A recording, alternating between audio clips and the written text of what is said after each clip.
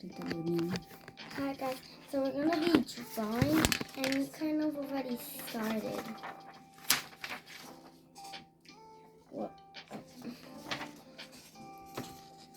So this is what we did, by the way. So first we're doing shapes, and we're drawing each simply draw.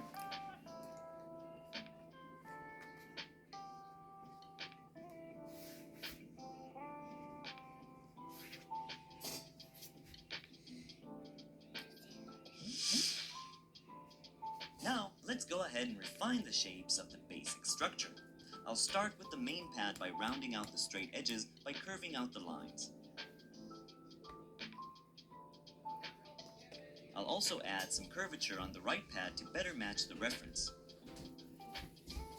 And maybe just adjust the oval for the top pad, expanding it a little. Defining your shapes, erase your guidelines and connect it all together. Take your time, and if you ended up erasing a bit more than you wanted to, that's okay. You can always refine and redraw.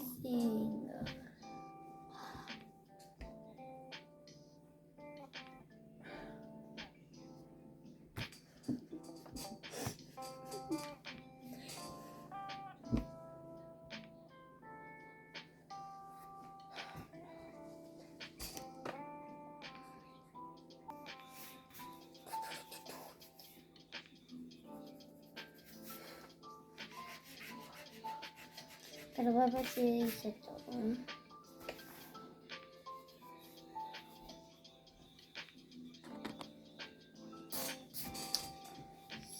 So we did that.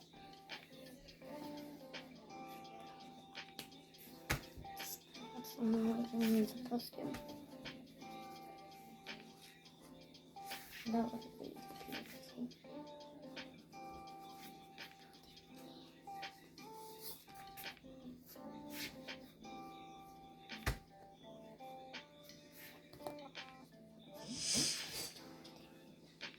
This is already starting to look like a great composition. Let's continue with the flower by turning our circle outlines into petals by separating them with lines. Let's start with the outer petals by drawing diagonal lines from the top converging towards the bottom to separate our petals. For a more natural look, space the petals unevenly, just as we can see in the reference. Then, connect the top points of our lines with wavy curved strokes to further enhance that illusion of separate petals. I'll connect the bottom with some curves too. Great! Now let's add a subtle separation for the inner petals.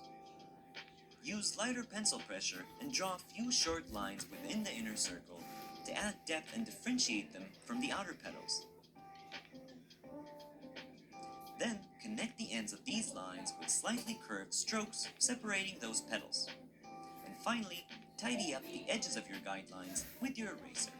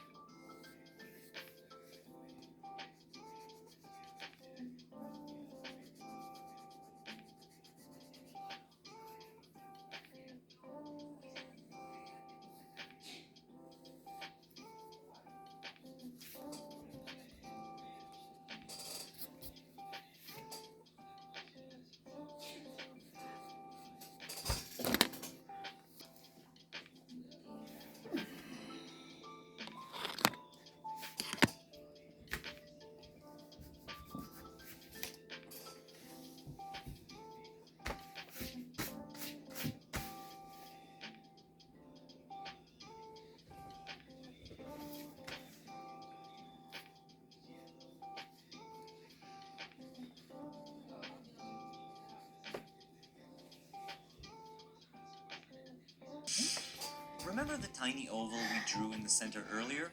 Let's focus on it now and add these small lines to enhance the depth and dimension of our flower.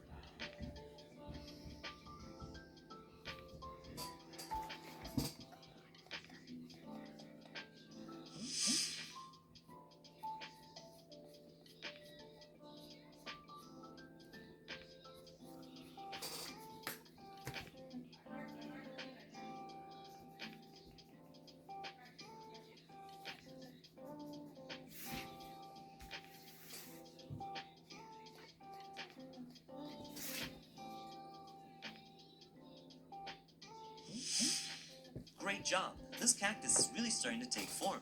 In the next step, we'll refine our cactus to make it even more realistic with the power of shading.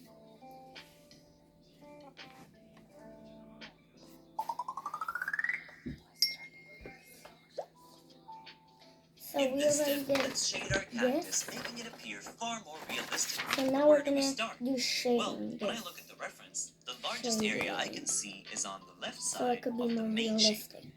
There are also several dark areas where the cactus pads connect to the main shape as they cast little shadows. So let's start by marking out where the darkest shades will be.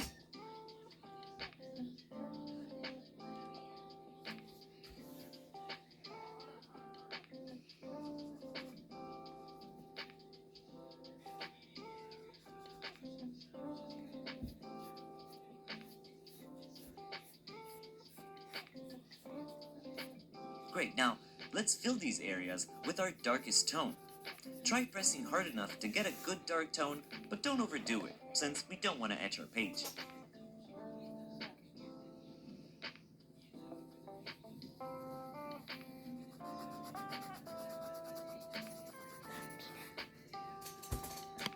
Guarda.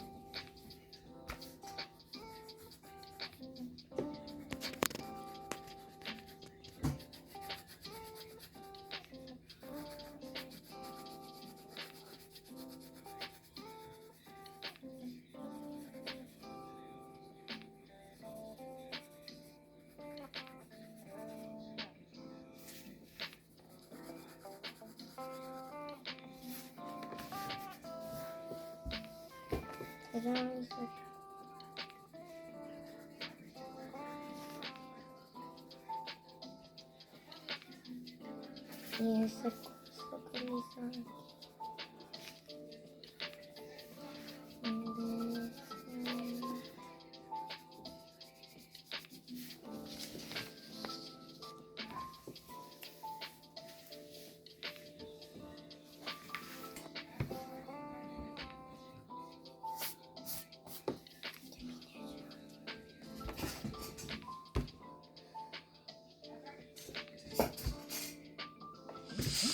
Great! Now let's move on to the midtone.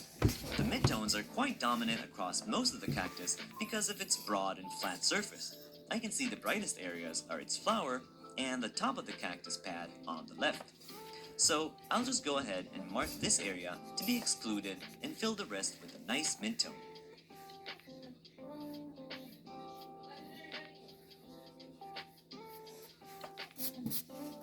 Let's fill these areas with a lighter tone, just as we did when shading the darkest area, but this time use way less pencil pressure.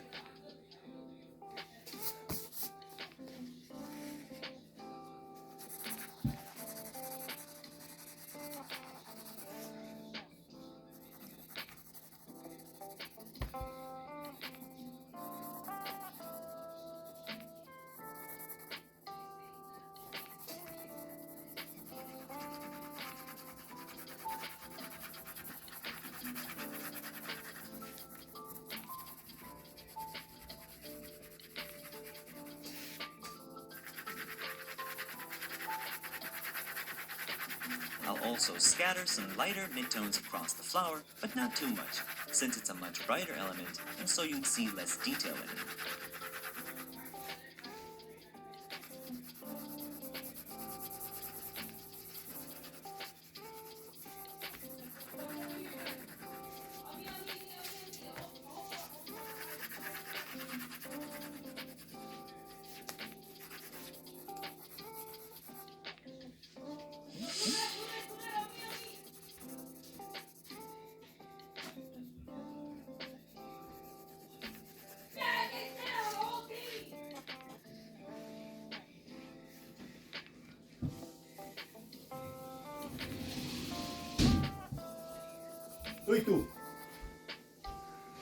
que salieron afuera.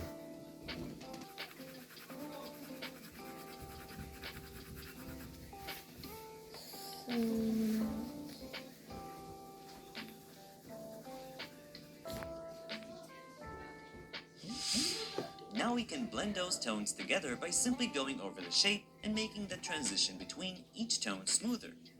Use vertical strokes that follow the shape of the cactus. Blending the tones requires a very light touch, especially when blending your midtones.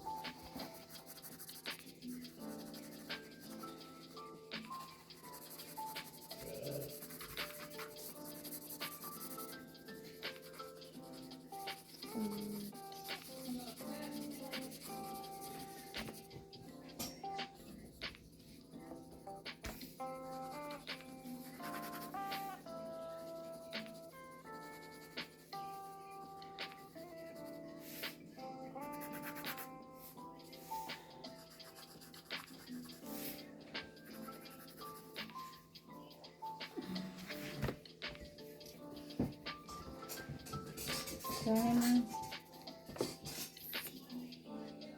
Dale. Great work so far. See how this shading gives our cactus a more realistic look? In the next ¿Qué vamos a hacer? Next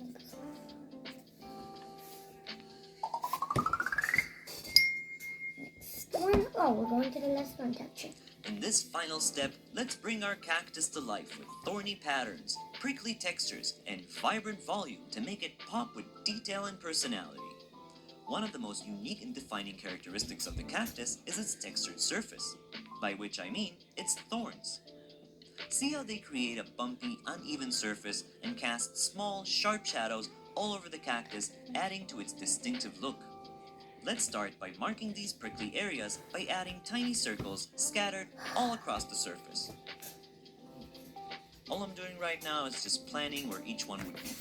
Feel free to add as many as you'd like. This is your drawing, and however you place them would look great.